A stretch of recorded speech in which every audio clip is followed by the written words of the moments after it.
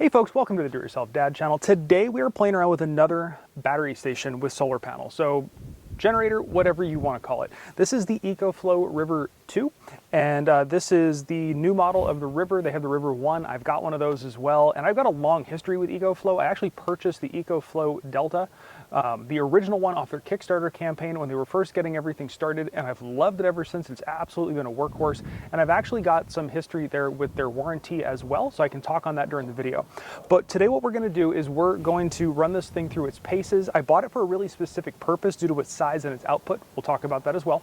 But we're going to beat on this thing. We're going to run some appliances off it, stuff that it probably shouldn't be able to run, and we're going to see how it does. Now this thing can put out 360 watts of AC power, and it's got a 256 watt-hour battery, which means if you're pushing it as hard as you can, it'll get a little under an hour of use out of it, but you're probably not going to be pushing that hard depending upon what you're doing with it. We're out here in one of my favorite places to fly, and I bought it today so I can charge my drone batteries. But let's get into this thing and start playing around. Now, I know you're going to call me a big wimp for this because we are in Southern California, but it is January and it's a little chilly out. And I actually carried this thing with me and I run it on the Delta a lot. This is a water boiler, and I carry this, and this is my little AeroPress. We're going to make ourselves a cup of coffee. This water boiler should push this thing pretty hard. It does have a mode where you can kind of boost its output, and you can do that through the app. So we've turned that on, and let's get the AC going here. And I don't know how well you can see it on the screen, but right now it is pulling 306 watts of juice. So it is close to its max output. You can hear the cooling fan has just kicked on that thing, and this thing's light is on, so it is starting to heat up our water. It does say at that rating of 306, we are going to get about 39 minutes of runtime. This thing takes about 5 minutes to boil water, so it should be able to do this with ease, but let's let it run. And while that's heating up our water, let's get our AeroPress ready so you can have a nice cup of coffee. If you camp and you're a coffee addict like me, these things are amazing. Now, I mentioned the app before, so while this thing is going, let's pop into the app.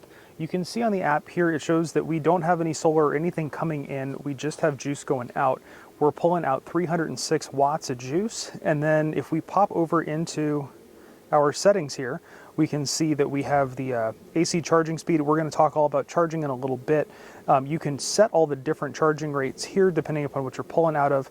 You see I have X Boost turned on, and you can actually check all your intervals here, see how many times you've discharged the battery, and all the other settings. So if this thing is in a location that's not easy to check, like how I'm going to have this mounted in my truck, you can actually go into the app and pull everything off the app and not have to turn around or dig underneath the seat to check and see how your battery's doing.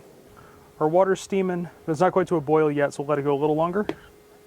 So our water boiler has shut off, so it has boiled the water. We've got 85% of our battery left, so it used about 15%, which is about what I kind of figured would happen. Let's unplug the boiler here and make a cup of coffee.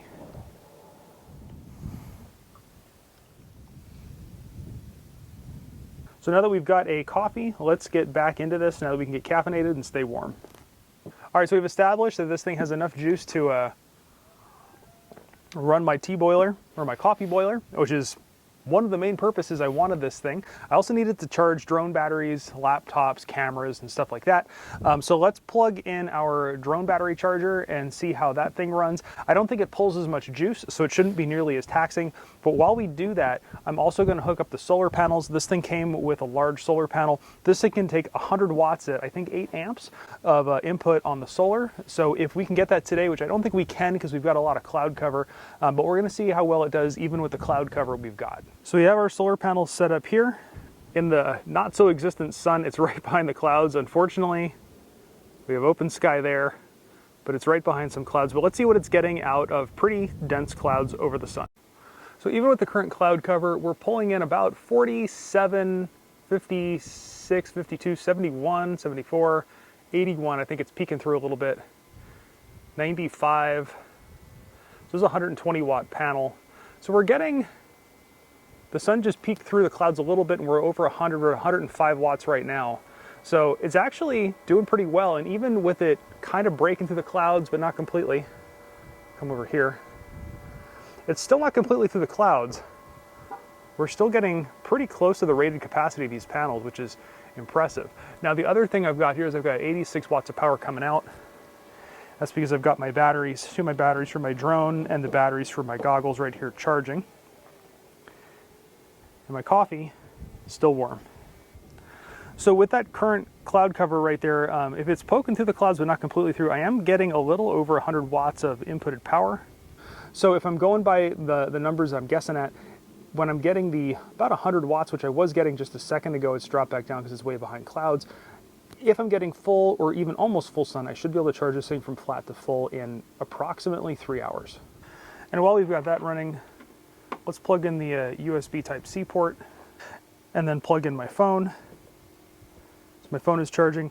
So this thing does have one USB Type-C port and two USB Type-A ports, so you can charge your other devices. I'm going to be using this also to charge my laptop, because this one actually does have a higher amperage. So this will also be able to charge my laptop off of this thing. And what I said I was going to torture it, I really meant it. We've taken our 120 and our smaller panel that I use on my Delta, and I've put them together. So this should give us about 200 plus watts, and we have a sunny sky right now. And I noticed something on the charger. So over here, now with the panels combined in direct sun, we should be getting well over 150, close to 200 watts of power. And it says overload on here, so it will not let us charge in that, but hopefully I haven't damaged the unit. I'm gonna unhook it, go back to the single panel and see how it's cooperating, and if it starts working again, running just the single panel. And now I'm back to running the single panel, the 120, and we're behind a cloud again, so we're getting about 25, 26 watts of input, but that is good news. It means that this thing does have a little fail-safe in there that will not let it overload and therefore, you know, pop a fuse or something like that. So that is good. It's just good to know that if you do overload it, it won't reduce it down to 100 and bring it in. It will just stop charging. So if you're in really cloudy conditions, you can get two together, but if the sun breaks through, it will stop charging entirely. So it's cold enough and I'm not twitching enough with the caffeine that I'm making a second cup of coffee. So while I do that, let's go down to my garage and hook this thing up to some AC power and really beat on it and torture it and see how well it does down there. Okay, so we've teleported down to the shop and I'm joined here by my other two EcoFlow units. Each one of these has its pros and cons. This one is the one I also talked about having some experience with their warranty and their support program. On the side here is the input for the solar jack, and I broke it. Wasn't their fault, I broke it. I contacted their customer support and said, I broke it, can it be repaired? And they took it back on warranty even though I broke it. It wasn't a manufacturer defect, and I literally had a new unit in 3 days sitting on my doorstep. They paid for all the shipping either way. So that kind of made me a loyalist to this company. They took care of me then. I assume they're gonna take care of me now if anything goes wrong with either of these two. So what we're gonna do here is I've got some other things we're gonna plug into and torture it with. We're also gonna try doing a full charge from flat to see how fast to charge and play around with some of those other charge settings to really get a figuring of what this thing can and can't do. So let's start with some of the lower power options and work our way up. So I do pretty frequently carry tools out on the trail and when we go camping. So now all the tool elitists can tell me that I carry junk and that their tools are better. So you can leave those comments down below as well. But we're just gonna plug this in. I suspect this should be just fine. It's doing the test and it just started charging. Now the next thing I want to test is this. This is a pot, pan, whatever you want to call it, plugs into your 110. We usually bring this thing more when we are doing the hotel thing, if we've got to heat stuff up in a hotel room. When we're camping, we usually carry something like a jet boil or a stove. But I do want to see if this thing will work with that. This thing peaks out at about 300 watts, so let's plug it in and turn it on. So I've got it on high, and you can hear the fan spooling up on there, but it's pulling 301 watts. So this thing should work fine as well. So since everything's worked so far on it, it's time to torture this thing. So right now we're gonna test this thing. This is a heater. It peaks out at 1500 watts. I do not expect this thing to run. On the lowest settings, it should. At the lowest settings, it's running right around 300, but as you crank it up, it keeps pulling more and more and more. So I'm curious to see what this unit does if we try to overdraw it. So we're gonna fire it up. So right now it's on its lowest setting. You can see there we're pulling 85, 82 watts. So let's go up a notch. And it's jumping around a little bit. Seems to be hovering in the mid to high 200s. So we're gonna go up another level.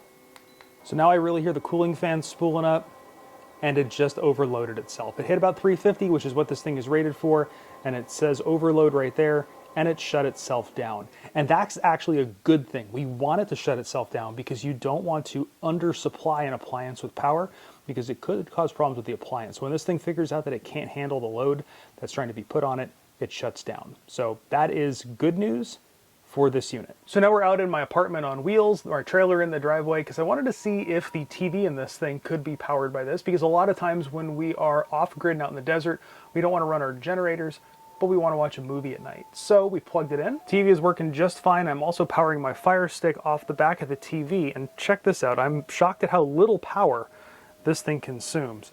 It's only pulling 19 watts of juice, which means I've got a 46% charge on here and it can run for 3 hours. So we should be able to get 1.5, 2 good movies in, even if this thing is half dead. So not satisfied with that because I want to flog this thing a little more. Sometimes we carry an electric space heater in here. And now I'm getting some fan noise both from that and from that because this is a forced air heater, but I've got the heater on kind of the middle setting and it's pulling 309 watts, which means I can run this thing for 17 minutes at a half charge to power a heater. So powering a heater, probably not practical for all night, but if you just need to get the trailer toasty as you get in it, and then you're figuring body heat will keep it warm, you could actually use it if you were planning on then charging this thing back up the next morning. So now we've played around with this thing to figure out what it can and can't do as far as what it can and can't run. Now we're gonna discharge this thing all the way down to flat and see how well we can charge it using those rapid charge settings. So we're gonna try to charge it up with the full wattage, and then they have another setting where you can go kind of partial. So let's discharge this thing and then we'll jump into those tests. So now I want to test out the rapid charging. Now the rapid charging runs on your 110, so your household current. And one of the things I really loved about the original EcoFlow that I had was that I could go to flat to full in 1 hour. Now this thing has an even nicer thing. In the app, you can go in there and actually change how fast it charges because you may not always need that rapid charge, and charging that quickly does degrade the cells quicker. But right now we have this thing completely dead and we're going to charge it from flat to full in its fastest setting, and we're going to time it here on my iPad. So what I'm going to do, I'm going to plug it in, and then as quickly as I can, I'm going to hit start on that, and we're going to see how quickly and how accurate the actual timer is on this unit.